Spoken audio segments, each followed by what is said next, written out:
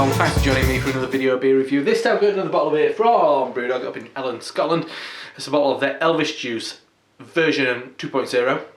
This is a citrus IPA, as they call it on the label, a 6.5% ABV, 50 IBU IPA. I had the first batch and I did enjoy it. It is brewed with an addition of orange peel and grapefruit peel. I'll give you all the details of the brew on there. So it's malts are extra pale and Cara, and then the hops are Magnum, Simcoe, Amarillo, Mosaic and Citra.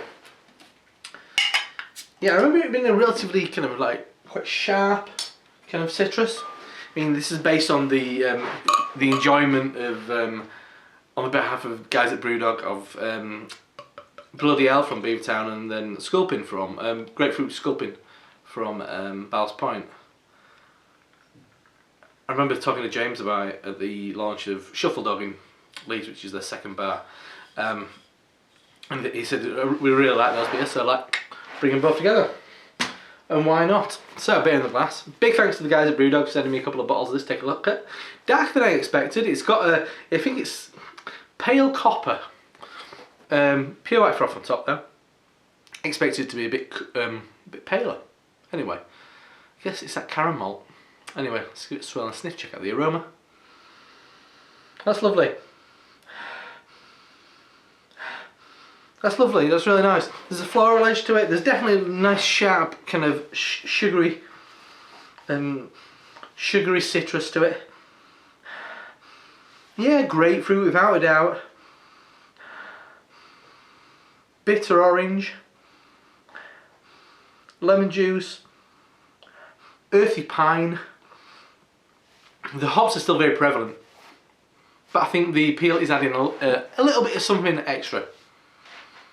I think if you didn't realise, I don't think you'd think that there were an addition of orange and it's a grapefruit and grapefruit and orange peel. I don't think you'd really realise. I think you'd just think that was the hops, and that's kind of the deal, isn't it? You're kind of upping that flavour without it being hops.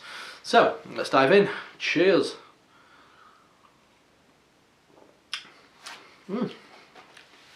Yeah. Yeah, and to be honest, I think it's the darker malts, the toasty malts. I presume it's the caramel, which is kind of lessening the effect a little bit. I remember it being really quite sharp and bitter, edging towards sour before. This, I'd say at the base of it, reminds me of a stronger version of Dead Pony Club. So it's got that slightly malty edge to it.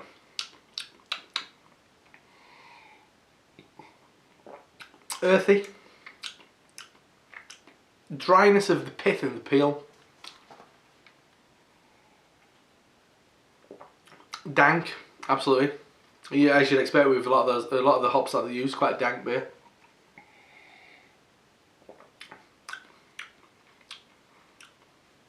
And it ends, it's kind of melon, gooseberry, definitely black tea. The aroma, I think, is pretty damn good. The flavour is not as good as the first one, to be honest. I think that dark malt's just brought in something like this beer didn't need. And I've noticed that with a couple of Brewdog beers recently. I mean, the malt's been bigger than the hop. I mean, I'm longing for days of when they do the next Born to Die, because the last one was absolutely stunning. One of the best IPAs I've ever had from the UK. It's drinkable, but I just don't get enough of that kind of peel, and the malt is trapping the kind of additional grapefruit and orange flavours that those hops would be adding anyway. But yeah, an odd move, I'd say, on their behalf.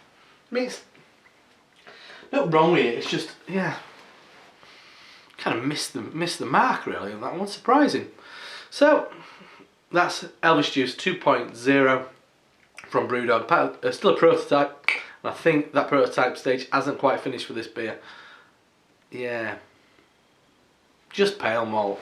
Get it as pale as you like, and let those hops and that kind of fragrant peel kind of do the work for you. But yeah. So now we've got the final release of Elvis Juice. So you've just seen the prototype number 2. So this is the final canned version, 6.5% ABV. So let's give it a go. See what this one's like. Right.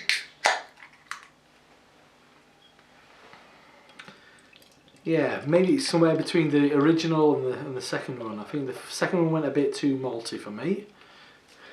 Kind of lost the fruitiness. A bit of the original was blood orange and grapefruit.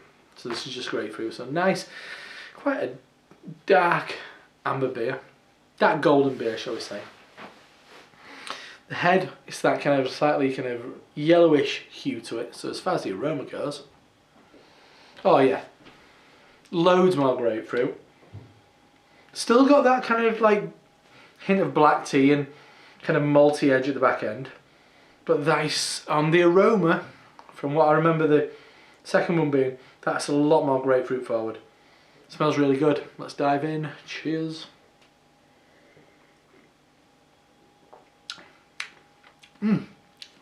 Yeah, they're nearly there with it. They're nearly there. That's nice, that. Nice smooth back end to it. Nice kind of like hint of kind of ice cream wafer malt character. Grapefruit first. Bit of hot bite there. Maybe something slightly dank. Maybe Simcoe mosaic. I haven't checked the recipe on this. It will be on the Brewdog website, no doubt, the brew sheet.